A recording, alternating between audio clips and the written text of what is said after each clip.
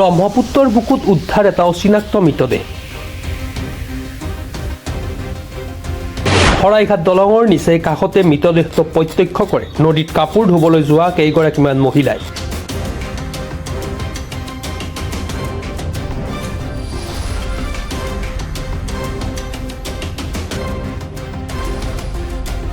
প্ৰায় ২০-২৫ বছৰ বয়সীয়া পুৰুষৰ মৃতদেহটো প্ৰত্যক্ষ কৰি স্থানীয় ৰাইজে খবৰ দিয়ে আৰক্ষী।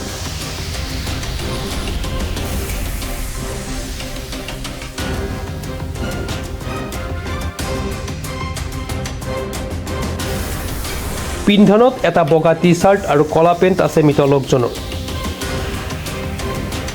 জালুকবাৰী নদী আৰক্ষীয়ে উদ্ধাৰ কৰিছে মৃতদেহটো। শৰাইঘাট ব্ৰিজৰ ওচৰতে এটা মৃতদেহ উপঙি আছে। এইটো ভাহি আছে নে ক'ৰ পৰা আহিছে নাজানো, আৰু বৰ্তমান তলমুৱা হৈ আছে কাৰণে চিনাক্ত কৰিব পৰা নাই। গতিকে ৰিভাৰ পুলিচক ফোন কৰা হৈছে, আহিলে গম পাম আৰু ক'ৰ লাছ বা ক'ৰ পৰা আহিছে বিশেষ একো গম পোৱা নাই, খালি ভাহি আছে লাছ এটা। এইটো আমিনগাঁৱৰ পৰা, আমিনগাঁও শৰাইঘাট ব্ৰিজৰ ওচৰত ভাহি আছে, কিন্তু লাছটো ক'ত নাজানিম, এইটো মানে পিছতে গম পোৱা যাব। হয়, জনোৱা হৈছে। আৰক্ষীক মই জনাইছোঁ, আমাৰ আমিনগাঁও থানাত জনাইছিলোঁ। আমিনগাঁও থানাৰ পৰা ৰিভাৰ পুলিচক জনোৱা বুলি কৈছে। বাছ বৰ্তমান এইখিনিয়ে জানো, আহিলেহে গম পাম। কিমান সময়ত দেখা পাইছে? এইটো ৰাতিপুৱা দেখা পোৱা গৈছে। ৰাতিপুৱা আমাৰ ইয়াৰ মানুহখিনিয়ে গা ধুবা সেইটো আহোঁতে গম পাইছে, আৰু গম পাই কিনে মোক জনাইছিল।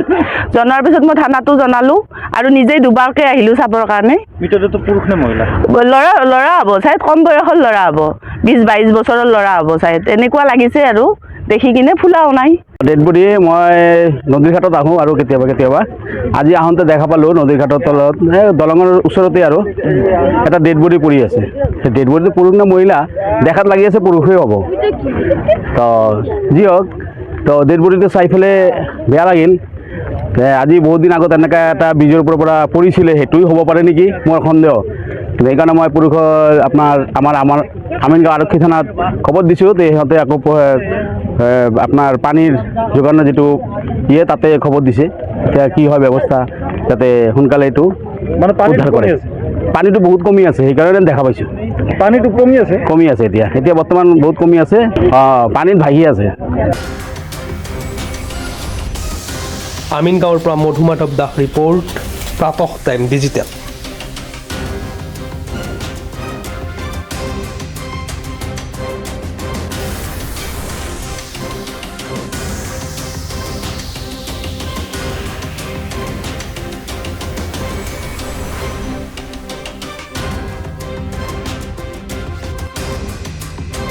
শদিয়াৰ পৰা ধুবুৰীলৈ, বৰাকৰ পৰা ব্ৰহ্মপুত্ৰলৈ সকলোৰে মাজত চিনাকি এটা নাম প্ৰাতঃ টাইম। থলুৱা ভাষা, কৃষ্টি আৰু সত্য বাতৰিৰ আধাৰত প্ৰতিষ্ঠিত খবৰ প্ৰাতঃ টাইমৰ প্ৰতিটো বা বাতৰি পুংখানুপুংখভাৱে চাবলৈ Facebook, YouTube, website, Twitter, Instagram আৰু ব্লগাৰ পেজত লাইক আৰু ফ'ল' কৰক।